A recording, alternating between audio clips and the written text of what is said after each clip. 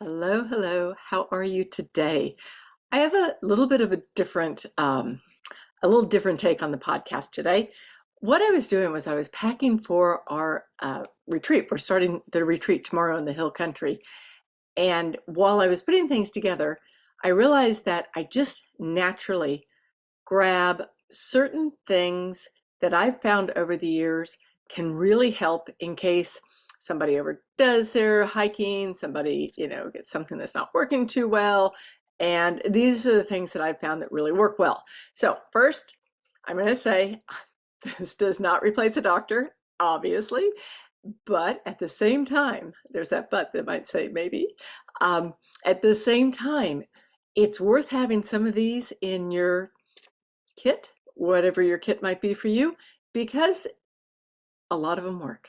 So thank you so much for being here, and let's talk about this.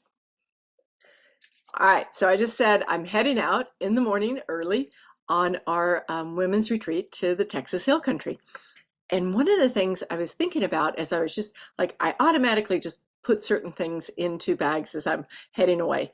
And one of them, not one of them, all of them, I'm going to talk about today because when you're out doing things, maybe you haven't been doing it for a while, or maybe you're extending yourself a little bit more than you would normally, you might get some aches and pains that you'd rather not have. And in fact, just recently I was on a kayaking trip, and one of my friends that was along was probably, I don't know, maybe let's say it was 4 days in. And he was saying, I'm not going to be able to paddle today because, this shoulder is really bothering me. And so I'm like, well, where's it bothering you? And we start talking. And so I pull something out of my, arsenal and said, let's try this. And it relieved the pain so much that he was able to not just paddle.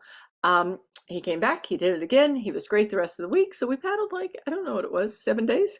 So yes, knowing what to do, when to do it can be super helpful. I've already said it, but I will say it again.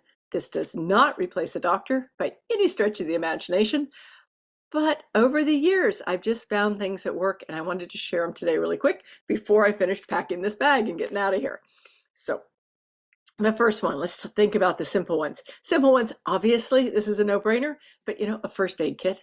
I'm not going to go into what's in my first aid kit, but I will just say that if you're going on a trip, like a hiking trip, don't go without the moleskin, okay? Because a piece of moleskin can completely change your week-long trip from loads of fun, if you've got your moleskin, to, oh my gosh, I can't hike tomorrow because my feet are killing me. So piece of moleskin, good first aid kit, all that good stuff. And then of course the basics, hot and cold.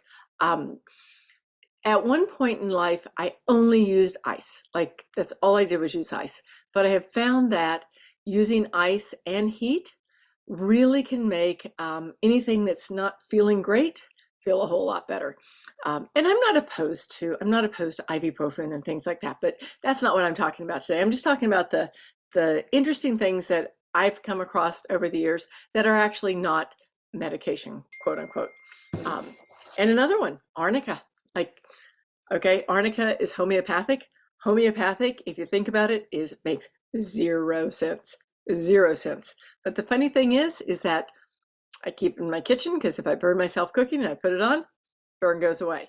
If I bruise myself really bad, put it on, that goes away. Seems to work. Don't know if it works for everybody, but you should have it in your tool chest, okay? Or in your tool chest and in your kitchen drawer. And then like things like BioFreeze. BioFreeze is just, one of those rub-on mentholated type of things that actually help. Caspin helps a lot of people. It is actually chilly, and I lose my voice. Like I completely lose my voice when I take chili powder. So no capsin for me, unless somebody wants me to shut up. And then the funny thing is CBD. I have used CBD a few times that I thought that did zero. And then on my last trip, I came across some that's made by Mountain Flora, and it actually seems to make a big difference. So these are just things for like aches and pains. All right, those are the quick ones. Then the next ones are for things that are really bothering you. If you've listened for any time, you've heard me talk about this, but one of the things that happens when we go on, like an extended, for me right now, an adventure trip, right? We're going on this hiking trip. And if you haven't been doing it a lot, your feet aren't going to be happy. They just aren't. I don't care how great your boots are. I don't care what you do. Your feet are not going to be happy. So I always, and let me just say this real quick. If you're watching on YouTube or if you're listening on the podcast, when you get a chance, jump over to our YouTube channel because I'm going to do show and tell over there. So I'm going to show you all these things that I'm talking about. Okay. So when you've been hiking for a long time, your feet are bothering you, right? Maybe they're kind of aching on the bottom. Instead of, well, I mean, it's good to elevate them and give them a break, but using something like what you can see if you're looking at me on YouTube, I'll just describe it to you. It's called foot rubs, RUBZ, and it looks kind of like a torture device. It's a small ball about the size of a golf ball. It's made out of very, very hard rubber with knobs all over it, kind of flat knobs all over it. And it really doesn't look like something you should rub on your feet when they're hurting. But if you use something like this, your feet are going to feel a million times better. Every time, a million times better. I take a whole bag of these with me when I go on a trip because I know that there's going to be a lot of people who want them. And then along the same thing with if your feet are hurting, it's our extremities like don't get as much blood flow, right? So a good pair of compression socks, not the really sexy kind that you see on the airplanes, you know, with the hose. I'm talking about just a really good pair of compression socks and something that goes up your calves to your knees. If you get a pair, my pair that I use a whole lot, I bought in a triathlon store years ago, and they're tight, but you just slip them on and they're going to make your feet feel like $1,000,000. So just the foot rubs, compression hose, compression socks, let's call them compression socks, that go up to your knees. Really, really big deal. Okay, the next thing is, and I'll show you this real quick, but I'm going to also describe it. It's a bag, two trigger balls in a bag. And the reason this is, you have 2 trigger balls in a bag is it allows you, if you want to run it up and down the back of your spine, if you've got things that are hurting on your shoulders, wherever you're hurting, let's say your hip's hurting or your sciatic's hurting or whatever, you can use a single trigger ball or you can use 2 together. And it will, it's like self-massage that really works, okay? You know, if you go to a masseuse and they're like in there and they're kind of digging around and it feels better afterwards, that is a trigger ball, but trigger balls work better. Like I love a masseuse, I love a good massage, but I also know that a trigger ball is something that I use almost daily, almost daily. And in addition to the trigger ball, something that you should know about, you've heard me mention this before, but I'm going to say it again. Kelly Starrett, who was interviewed back in about, I think it was about episode 64, he has a company called The Ready State, and that is their website, thereadystate.com. It's a very inexpensive, necessary thing for us to have. If we're active, I think everyone should have a membership to this site. So it's like $15 a month, end of story. You go into the Ready State, and one of the pieces that you can use is that there's a human body, front and back, and you simply click on whatever's not feeling good. Let's say it's your right shoulder is bothering you.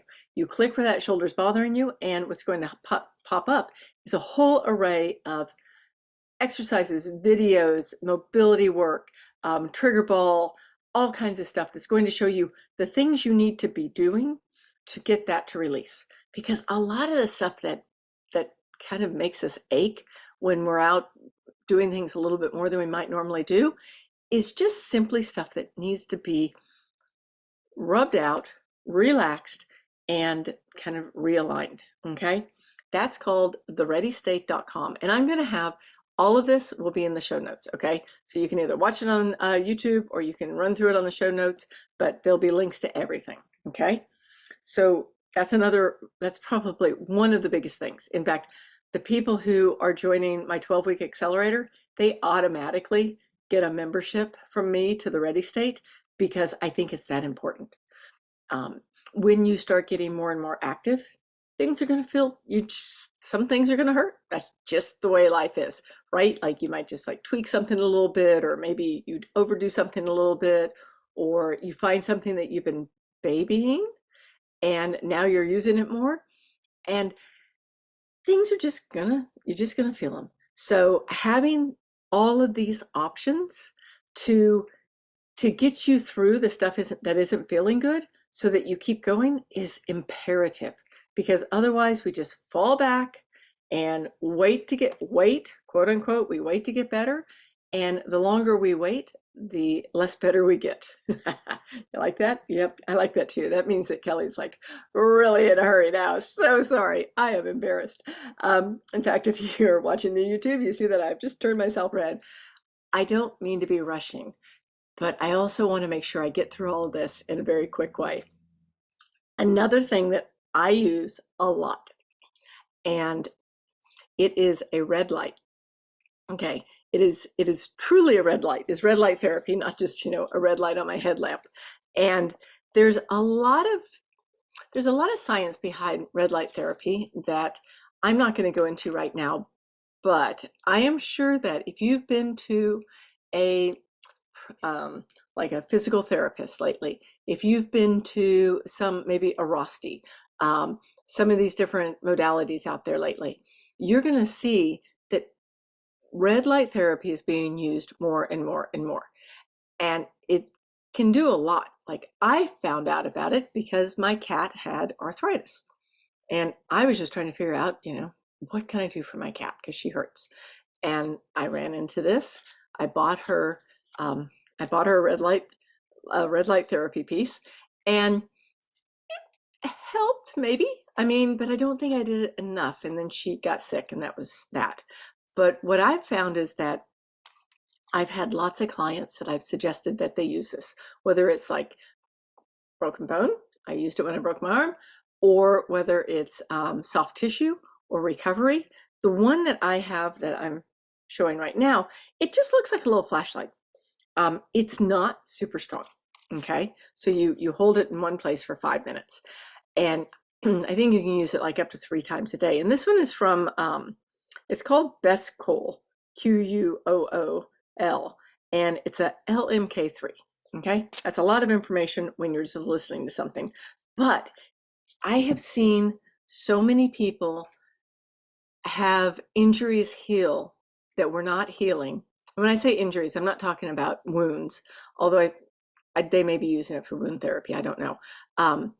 But injuries like pulled muscles, surgery, not healing after a broken bone, not healing, not your bone not healing, but sometimes when you break something, you still have a lot of pain. And I've seen this fix a lot of that pain too. So it's worth a look. It really is. And it's not expensive. Like, I mean, I don't know, that was probably $150. And for as much as I've used it and as much as I've passed it around to other people to use, I'd say it's really well worth it if you amortize it over the last few years. So those are just a few of the things that I'm throwing into my pack right now to take off with. There is one other thing, and this is like a massage gun. Okay, I don't know if you've ever seen one. They're very, very, very well built. They're heavy duty. They are an array of prices. Okay, they are an array of prices. You can find them maybe knockoffs on Amazon probably for $125. You can spend $450 somewhere else. So, but these massage guns, they're not made to relax you at all. They are made to really do the same thing that a trigger ball does, but very precise and very short bursts. And I found that they help a lot too. I mean, I see what happens to people when they overextend themselves and they're thinking that, oh my gosh, this is it. Like, here it is. I've hurt myself now. Here I was trying to do something good for myself, and now I've hurt myself and I'm done. No, we are not done. Our bodies heal. And if we can give them some of these modalities to help, if we can give them a little extra help and push, then we're going to heal that much quicker so that we can get back out there and play that much more. So I am going to say thank you so much for listening. When you hear this, I will be back from the retreat and I will probably do a podcast and share everything that we did on that retreat because it's going to be epic. In the meanwhile, have a wonderful, wonderful week. And please go out and get some of these things. If nothing else, buy one single trigger ball and 1 month to the ready state and just give it a try. Because if you've got anything that's bothering you, like anything that's bothering you, the possibility that it can be fixed or made to feel so much better without a lot of drugs. Not that I mean, I'm not opposed to a good ibuprofen when you need it, but there's so many things that you can do that you don't necessarily have to have a lot of drugs and you don't have to have the surgery for. Last caveat about that, I'm not a doctor, so you talk to your doctor about that one, but I've just seen it work so many times. So you have a wonderful week, and I will talk to you again soon, and see you later. Bye-bye now.